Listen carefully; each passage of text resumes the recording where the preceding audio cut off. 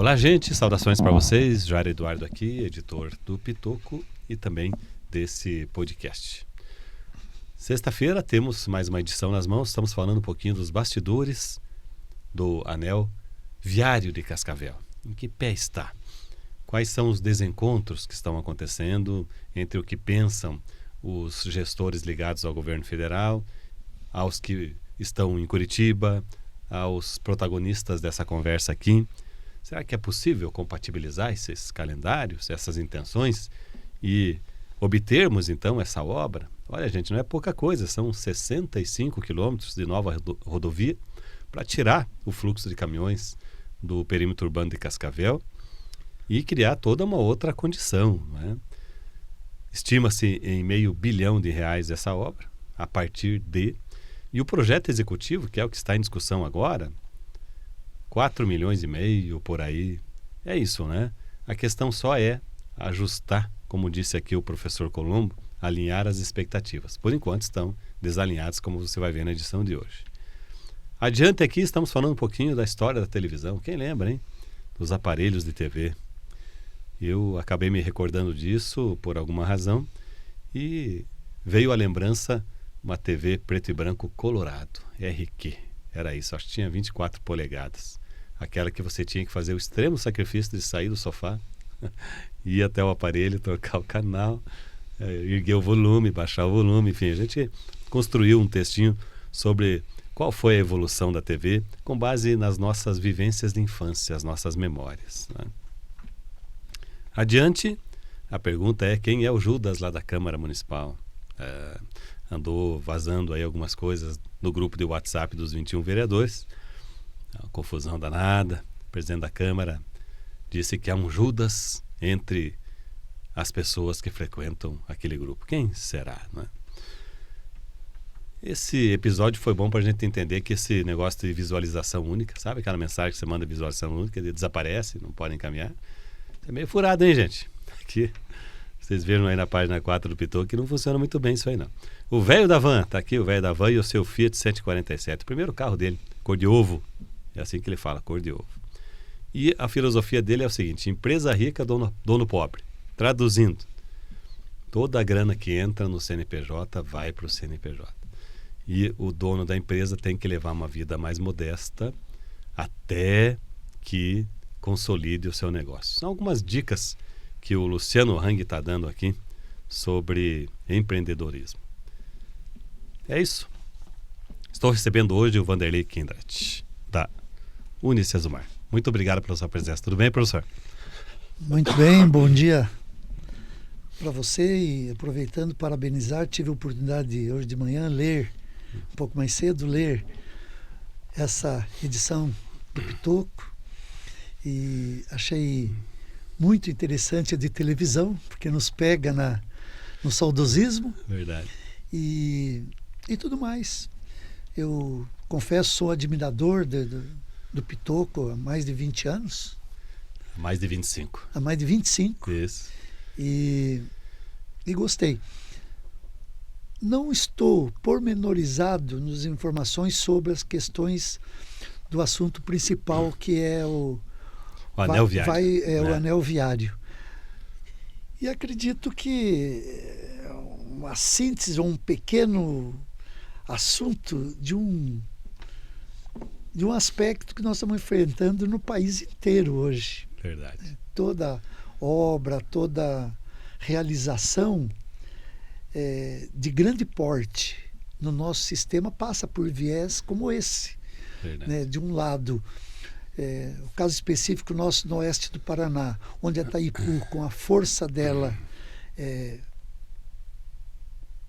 planeja alguma coisa, mas os municípios arredores têm que dar sua contribuição, e eu não sei aonde que chega essa expectativa será alinhada. Pois é. Talvez haja aqui também um certo contágio político da polarização, né? Que é algo que devia ser colocado de lado. Acho que o Brasil tem que... O eleitor brasileiro, sabe? Nós temos que parar de terceirizar as culpas. O eleitor brasileiro tem que buscar no cenário político presidencial do ano que vem políticos moderados, políticos de diálogo. E não se pode confundir moderação com fraqueza, Vanderlei, que é uma confusão que se faz. Os radicais jogam os eleitores para esse lado. Se o cara não socou a mesa, não gritou, não xingou, é porque não é bom. E aí vira aquela confusão. A economia precisa de estabilidade, precisa de previsibilidade. E não serão, certamente, os agitadores que irão construir essa previsibilidade. Mas, Vanderlei, o seu personagem é mais interessante do que esse assunto, né, da política. Eu sei um pouco da sua caminhada, tivemos a oportunidade de viajar juntos, né, conversar bastante. E o seu vínculo lá com a Unicesumar tem até um pouquinho de consanguinidade aí nesse vínculo, né? Mas é longo, é duradouro e você acabou assumindo os polos aqui da Unicesumar da região oeste do Paraná. Foi difícil essa transição sua lá dos dentes, da dentadura para a universidade, Vanderlei? Como é que você se adequou? Porque antes você tinha um CNPJ Sim. ligado à questão aí da saúde bucal, não era? Sim. Como é que foi essa transição? Olha, não foi bem uma transição, foi uma continuidade, porque na minha história profissional, eu sempre digo que um pé vermelho que deu certo no oeste. Eu tive a oportunidade de vislumbrar o oeste do Paraná a partir de Campo Mourão, no início da década de 70, quando eu deixei a cidade grande, prometi para os meus mais próximos que um dia voltaria. Voltaria para a civilização algum dia? Voltaria para a civilização quando ganhasse a vida. Certo. Eu acho que como eu não me considerei com a vida ganha, eu não voltei. Certo. E acabei ficando. Mas é interessante que desde que eu vim para Campo Mourão, vim trabalhar numa grande cooperativa, era uma das maiores empresas do estado do Paraná, era o segundo maior faturamento do estado. Como? Coamo. Uhum. E eu vi e tive a honra de ser gerente de RH ali por 6 anos, de 1975 a 81. Já era bastante gente ou não? Era o suficiente para o Pra se Galassini incomodar. uma vez chegar para mim e perguntar: você conhece os nossos 800 funcionários pelo nome? Eu falei: conheço. Hoje são 40 e poucos mil funcionários a Coamo. O Galassini era à época o presidente e continua sendo, tá, gente? Sendo. É um dos presidentes de cooperativa mais longevos da história da humanidade. Com certeza. E meritoriamente. Não é à toa que ele é o primeiro a declinar do convite de ser ministro da Agricultura de todos os últimos 10 presidentes que o Brasil teve. Ele é o primeiro a ser convidado e sempre não aceitou. Olha, ele tem um olhar diferenciado. Se você for analisar, o último grande investimento da Coamo é numa biorefinaria para a produção de etanol a partir do milho. Veja só, ele vai ser a primeira biorefinaria de etanol de milho no Paraná. E quando ele aponta para um lado, viu, gente? Olha, você pode ter certeza que é porque o vento está soprando para lá, né? E realmente ele levou uma cooperativa que está num município relativamente pequeno e era menor ainda, Campo Mourão, na época. Sim. Levou uma cooperativa num município pequeno à época para a condição de maior cooperativa da América Latina, que é a Coamo, né? Vanderlei, depois você veio a Cascavel, né? Depois eu vim a Toledo. Toledo, né? Mas só queria complementar, ainda naquela tua colocação inicial, que eu, já nessa época, como tinha atividade na cooperativa em Campo Mourão, eu, de certa forma, colaborava dando aula na faculdade de municipal, uma fundação municipal que tinha em Campo Mourão, a FECILCAM. Então, eu entrei nesse sistema educacional de nível superior, uma força para atrair e convencer o MEC de criar universidades em Campo Mourão e na região oeste do Paraná. Então, eu lecionava na faculdade de Campo Mourão. Qual disciplina? Administração. Certo. De empresa e introdução à administração, para os cursos de administração, economia e licenciaturas que tinham na época. E como que apareceu Toledo na tua vida?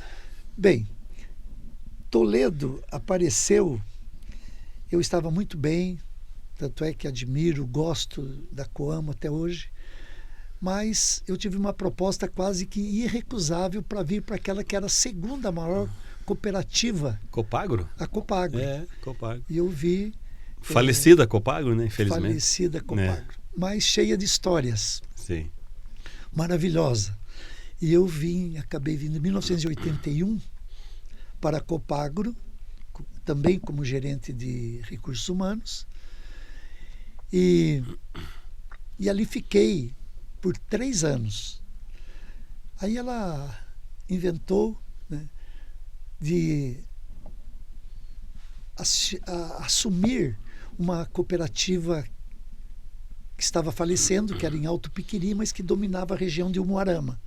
Eu querendo já mudar da área de administrativa para RH para administração mais comercial, eu fui gerenciar a Copagro em Umuarama.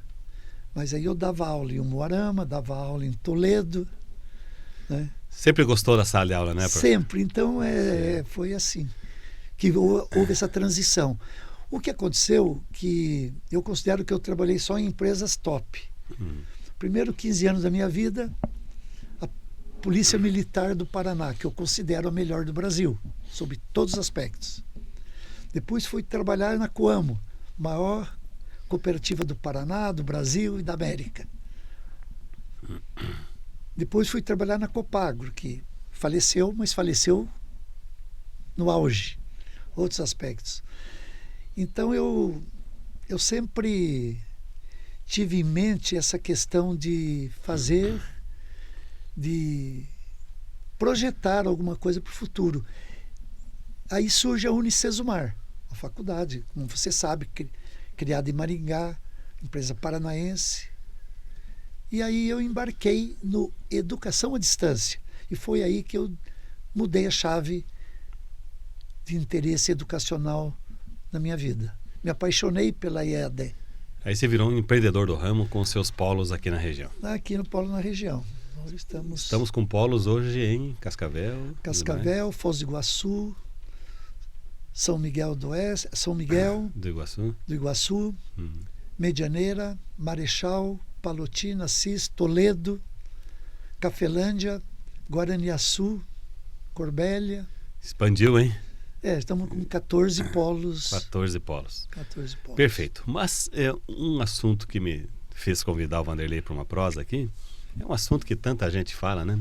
Olha, quando os 3 grandes palestrantes do Brasil são convidados para aquele bate-papo, ali está o Karnal, ali está o professor aquele daquela fala, Noel Cortella, está o outro lá, o Calvo aquele, né? Tá escapando os nomes. A primeira pergunta que o jornalista faz para eles normalmente é: e aí, qual é o segredo da felicidade? Onde está essa tal de felicidade? E aí tem muitas frases sobre isso, né? Ah, felicidade não existe, existem momentos felizes, né? Enfim, e digo isso porque o Vanderlei aqui no Polo de Cascavel oferece o curso de felicidade? Ciência da Felicidade. Ciência da Felicidade. Olha só, gente, parece algo tão intangível, né? Como é que você vai dar aula sobre isso e tal? E é exatamente por isso que é legal falar desse assunto. Vanderlei, você não só trouxe o curso, como se matriculou no curso, né? Você teve que passar por um processo seletivo? Sim. Mas você é o dono do negócio, homem? Como assim? Quando a Unicesumar lançou, essa faculdade lançou o curso Ciência da Felicidade, 4 ou 5 anos atrás, ela lançou com 1.000 vagas gratuitas. Olha só. Para o Brasil todo. E era para o pessoal ser feliz mesmo, então, né? O pessoal ser feliz. E eu fiz o vestibular e não fui aprovado. Mas você vê como havia também bastante concorrência. Né? Havia muita concorrência no Brasil inteiro, né? 1.000 vagas para o Brasil inteiro. Sim. E no segundo ano, Jair, tem uma coisa interessante. Eu acreditava tanto que a minha resposta deveria ser aceita, que eu repeti. Mas aconteceu que eu reprovei novamente. Imagina só. Aí eu passei uns 2 anos meio frustrado. E esse ano eu fiz o vestibular e passei. Olha a persistência. Não é mais gratuito o curso, nós temos que pagar. Logicamente, nós como parceiros da Unicesumar, nós não pesa muito o que nós pagamos, mas eu pago por esse curso que eu faço de graduação na Unicesumar. Quantas aulas você já teve? Aproximadamente. Tive poucas aulas. Poucas aulas. Eu tive uns 2 meses de aula. Pois mas aí, eu sei que você tem tua colinha aí, né? Mas quais são suas primeiras percepções? O que um professor de ciência da felicidade vai falar para o aluno? É curioso. O que você ouviu até aqui? O que eu achei muito interessante no curso é que eu comecei por um período que estamos estudando a ancestralidade da felicidade. Como que as culturas viam esse tema felicidade. Porque a gente sabe que há 45 anos tem um grupo em Harvard que se liga no tema felicidade e estuda isso, e são grandes mestres que tendem a passar isso de uma forma didática e pedagógica. Então, nós estamos tendo eu tive a sorte de começar pela ancestralidade da felicidade, porque eu fui ver o que é ancestralidade na cultura negra, na cultura greco-romana, e vai acertando as coisas. Eu acho que esse é o caminho, porque a gente percebe uma diferença nas etnias. Você pega o povo do sul, um pouco mais fechado, né? Lá o curitibano diz que é um cara mais fechado ainda, não sei, né? Você vai para o Nordeste, é outra pegada. É um pessoal que dança, é um pessoal que canta e tal. Percebe-se, mesmo entre povos assemelhados, muitas diferenças. E Vanderlei, não sei se você já chegou a esse tópico lá no seu curso, né? Mas existe o tal do FIB, né? Felicidade Interna Bruta, que dizem ser mensurável. E alguns países tentam aplicar, se não me engano, o Butão, que fica ali um paizinho ali, paizinho que eu digo assim, por ser pequeno, né?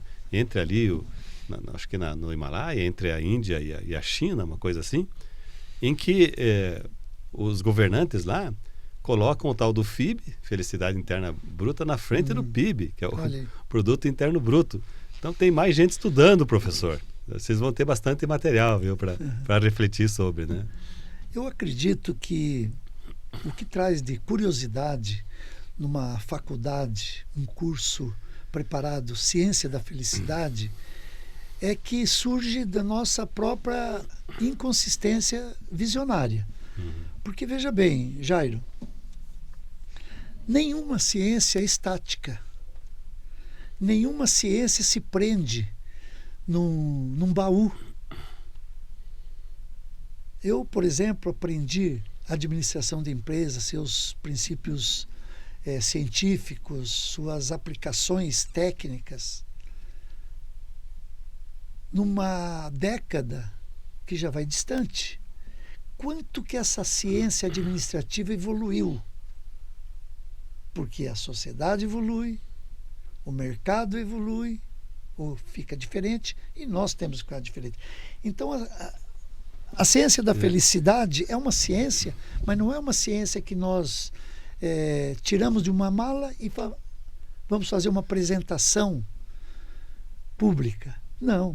Ela é uma ciência, como qualquer outra, que vai ser cada vez mais explorada e nos trazendo benefícios e entendimentos. Pois é, não se aprisiona o conhecimento, né? Há uma tentativa aí de alguns países hegemônicos no mundo de tentar conter a informação crucial que é hoje o chip, né? A sua dimensão, o chip de 2 milímetros, que é o que se busca hoje. 2 nanômetros, perdão, né? Milímetro é gigante perto de um nanômetro, né? E isso tudo está a 7 chaves, um segredo de Estado, uma coisa maluca assim, mas não se aprisiona o conhecimento. Né? Você tentar segurar aqui, que daqui a pouco estoura lá, é o que vai acontecer, não é? Vanderlei, você é um cara feliz? E eu te pergunto, você se matriculou nesse curso, por quê? Qual foi sua, digamos assim, o seu objetivo com isso? Bem, eu como administrador, eu sempre fui fã da escola humanística dos anos 40, onde dentro da ciência administrativa trazia-se um pouco de psicologia, de necessidades humanas básicas e a partir daí a aplicação dos princípios administrativos. Eu sempre me considerei muito voltado ao humanismo das coisas, do valor intrínseco em ser e não preocupar muito com o que ter. Um valor muitas vezes intangível, imensurável. Exatamente. Né? Então foi fácil eu ter a curiosidade voltada para o curso de Ciência da Felicidade, porque eu me identifiquei, sim. Não sei se eu sou feliz, mas eu me identifiquei muito com aquilo que os grandes pensadores, que os grandes mestres entendem por felicidade. Então eu me sinto feliz porque eu faço parte desse grupo que se interessa por isso. Eu acho que você está feliz quando você está procurando conhecimento, né? Novas informações, novas abordagens, né? Porque o professor é isso, é uma pessoa inquieta, né? O pensador, aquele que busca a resposta, aquele que trabalha muito com o ponto de interrogação, né? Por que isso? Por que aquilo? Qual é o sentido disso? É interessante que, conversando com a maioria das pessoas, quando eu falo de uma faculdade de ciência da felicidade, a primeira coisa que eu pergunto, para trabalhar onde e vai ganhar quanto? Porque qualquer forma em direito, você tem teus caminhos no mercado. A administração, você tem teus caminhos, qualquer profissão. Se entra para acompanhar. Ciência da felicidade, aparentemente, não teria caminho, não teria mercado. E eu cheguei à conclusão de que é o maior mercado do mundo de trabalho, é ciência da felicidade. Porque quando você analisa um currículo para decidir quem que você vai trazer para a sua empresa, você vê as características pessoais, características profissionais, técnicas, para trazer essa pessoa para melhorar a sua empresa em algum aspecto. Imagine, então, você podendo contratar um engenheiro que, além de engenheiro, é um adepto, é um cientista ou um tecnólogo de felicidade, que vai entrar na sua empresa, além de desenvolver as questões técnicas, vai desenvolver um ambiente de satisfação e de felicidade na sua equipe. Então pode ser um engenheiro, pode ser um médico, pode ser um chefe de cozinha, pode ser em qualquer profissão. Se você expor ciência da felicidade, você já sai ganhando. Pode ser até o chapeiro. O chapeiro lá de um food truck, assim que fala, né? De um food truck lá da Pio 12 com a Avenida Brasil. Exatamente. Né? De repente, se esse cara assimilou esses conceitos, consegue dispersar isso no seu time e entre seus clientes, pode realmente ser uma pessoa mais bem-sucedida, né? Com certeza. Então é um mercado grandioso e qualquer empresário, gostaria de contar com um tecnólogo, com uma pessoa que estude ciência da felicidade. Eu ontem enviei uma frase conclusiva para o reitor da Unicesumar. Que tem um vínculo de parentesco com você. Tem um né? vínculo, então... Cunhado? Cunhado? Não. Cunhado. O Brizola dizia que cunhado não é parente. Essa é uma longa história, né? Porque já você vai falar dessa mensagem que você mandou para o nosso Wilson, né? O Wilson, Mas quando parte dos militares via um apocalipse lá no início dos anos 60 do século passado, com a ascensão do Jango, que era o vice, após a renúncia do Jânio Quadros, né? Jânio Quadros era presidente, renunciou, assumiu o Jango. O Jango era um trabalhista do Rio Grande do Sul, né? E aí muita gente viu naquele cara, nossa, esse cara vai acabar com o país porque ele é cunhado do Brizola. E o Brizola era tido como incendiário na época, não é? E aí o pessoal veio com essa conversa, olha, não dá para o Jango assumir a presidência porque ele é cunhado do Brizola. E uma entrevista muito célebre, o Brizola disse, espera aí, gente, cunhado não é parente. Cunhado não é parente. Essa foi o entre parênteses. O que você andou conversando com o reitor? O que você mandou para o Wilson? Eu mandei uma definição de felicidade. Ele recebeu um prêmio em Brasília, acho que antes de ontem, como educador, e me ocorreu de confirmar com algumas palavras que eu tenho tirado nesse estudo que estou tendo sobre felicidade. E é interessante, Jairo, entre tantas definições e dicas de felicidade, eu escrevi o seguinte, que felicidade é estar no futuro das pessoas, mesmo depois que a gente partir. Tá vendo?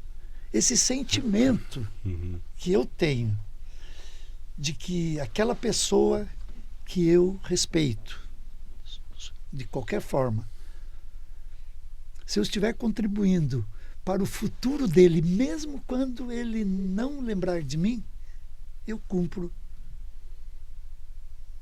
um aspecto de felicidade. Eu me sinto feliz.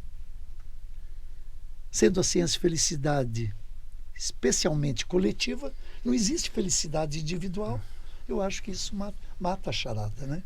Pois é, felicidade é algo para se colocar no plural, né, gente? Põe uns S's lá, porque o entorno tem que estar bacana, né? Uma questão que eu sempre trabalho no mundo corporativo, olhando os negócios estabelecidos em Cascavel e tal, por que a nossa Unicesumar, que é uma gigante em Maringá, Brasil inteiro, mais de 100 mil alunos, né, entre ensino à distância, presencial, por que a Unicesumar nunca colocou uma unidade física em Cascavel, no Paraná? Havia um acordo com o Candinho, da Unipar? Como é que era isso? Diga para nós, né? Nós queremos investimentos, concorrência saudável. Acho que se eu não estou enganado, você acha que fez essa pergunta para o reitor da Unicesumar há alguns anos atrás. Foi verdade. E eu me lembro até da resposta que ele deu, não é verdade? Ela trazia um pouco de realidade, mas naquele tempo o Dr. Candinho era vivo e eles mantiveram um fio de bigode de que onde houvesse uma, não entraria a outra.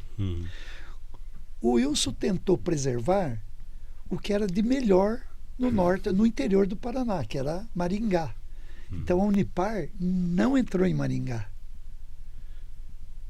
E, por consequência, a Unicesumar não entrava em algumas cidades que havia essa outra faculdade. E eles cumpriram isso. Com o passamento do Dr. Candinho e com o surgimento do EAD, foi rompido um pouco os traços. Então o EAD entrou, por exemplo, em Cascavel, porque não fazia parte do trato. Até porque as barreiras, limites, fronteiras físicas desapareceram, né? Só para situar vocês, Candinho, fundador da Unipar, que é uma grande universidade e tal. E, logicamente, que esses grandes players conversam, Sim. fazem seus entendimentos, né? É assim que funciona. Aí é aquilo que o Vanderlei falou, fio do bigode, meu amigo. Você falou, cara, honre, né? Mas, quando vem EAD, quando vem internet, quando vem esse mundo digital, derruba-se todas as barreiras e todas as fronteiras, né? Mundo globalizado, né? E faz mais ou menos isso que aconteceu. Hoje a Unipar é muito forte, muito presente em muitos lugares, e a Unicesumar, que, se eu não me engano, é vanguardista nessa questão do ensino à distância, né? Abraçou o Brasil inteiro. Cascavel não podia ficar fora. Eu acho que isso resume, não é, Vanderlei? Sim, resume. E eu acredito que o EAD contribuiu de uma forma especial para a educação em Cascavel, com pioneirismo e com qualidade de ensino e com número de cursos. E realmente o crescimento da Unicesumar foi ultimamente mais no EAD. Hoje ela está em 1.300 polos, espalhado por 1.200 municípios e com mais de 700 mil alunos. Olha, quando nós conversamos lá com o Wilson naquela ocasião, Acho que era um pouco mais de 100 mil alunos. pouco mais de Já 100 fiquei muito impressionado. Agora você imagina aí caminhando para 1 milhão. Houve agora, para encerrar já a nossa participação aqui, uma mudança recente nas normativas do MEC, né, em que limitou o EAD em alguns cursos especificamente, né, colocando mais carga horária presencial, né, e impedindo que se fizesse 100% ou 90%, não sei quanto, pelo EAD. Como é que você viu essas medidas? Até agora não nos alterou muita coisa o procedimento, porque o curso de medicina, odontologia e direito, que foram proibidos pelo MEC, a instalação, já não haviam sido instalados mesmo através do EAD. Desses 3, o outro que foi proibido, vou dizer proibido mesmo, porque a proibição tem uma questão que nos remete a um prazo, foi proibido, a gente não sabe até quando, proibiram também o curso de enfermagem à distância, mas que nós funcionávamos, temos alunos, todas as condições, ofertamos esse curso. Então não alterou muita coisa. O que alterou mais foi a questão da presencialidade nos cursos de licenciaturas do EAD. É engraçado que ele permitiu também, no presencial, uma porcentagem de aulas EAD. Não te parece que virou a mesma coisa? Se eu pego o presencial e falo, podem ter 30% de EAD, e pego o EAD e pode ter 30% de presencial, é uma coisa meio ainda a ser esclarecido com o tempo, e que o tempo vai nos mostrar vantagens e desvantagens. Uma coisa eu posso te dizer, Jairo, muda governo, muda essas normas do MEC. Tá vendo? E o tempo é o senhor da razão, né? Eu quero concluir perguntando para você se a Cíntia já percebeu que você está fazendo o curso da felicidade. A Cíntia é a esposa do Vanderlei. Eu acredito. Faz aqui uns 50 aninhos já de casório? 53. 53. Bodas de ouro, assim fala? Eu acredito que sim. Porque não existe felicidade individual, né? Você acabou de dizer. Eu acho que o que eu falei, o que você perguntou, nos deixa em algumas dúvidas. Mas eu gostaria de citar pelo menos 3 disciplinas por favor, que se estuda no curso de Ciência da Felicidade. Saúde integrativa, que nos leva a todo um conceito de cuidar do seu corpo, da sua mente e de tudo que inclui a saúde física mesmo da pessoa. Tem uma disciplina, relaxamento e meditação. Todos que estão nos ouvindo conhecem. Eu fico imaginando os professores dessas disciplinas. Que povo descolado que deve ser, viu? Que quem parou para pensar isso é gente diferente, né? Qual que é a terceira? Felicidade no trabalho. Aplicada ao mundo corporativo. Aí, ó. Neurociência da felicidade. Entendeu? Tá vendo? E aí vai, né? E aí vai. Professor Vanderlei, eu vou passar para suas considerações finais, quando você também pode passar os contatos para quem quer conhecer melhor o curso Ciência da Felicidade e os outros ofertados aí pela Unicesumar em Cascavel e na região. Fique à vontade, muito obrigado pela sua participação, pela sua presença. Eu que agradeço, foi muito satisfatório para nós estarmos aqui e podemos falar de várias coisas acabamos falando, né? Aqui é uma salada mista. Aqui é uma salada miscelânea, mista. Mas também nos referimos ao curso de Ciência da Felicidade. Eu gostaria de convidar a todos que acessassem o site, enfim, todos os meios comunicativos dessa universidade e se inteirasse até com maior prioridade, com maior capacidade de outras pessoas, ou outros mestres, que são os meus professores, a explicar sobre o curso de Ciência da Felicidade. É a única universidade no Brasil que oferta esse curso, né? E então eu convido a todos a acessar Unicesumar e conhecer um pouco mais desse curso de Ciência da Felicidade que interessa a todos. Perfeito. Eu agradeço a presença do professor Vanderlei Kindrat. Eu sei que Kindrat é... Kendrick. É inglês, é lá do velho continente, é uma outra história, quem sabe a gente possa contar aqui com mais parcimônia, né? Eu só posso me despedir de vocês agora, deixar um abraço para cada um e sejam felizes, tá bom? Saúde, até mais.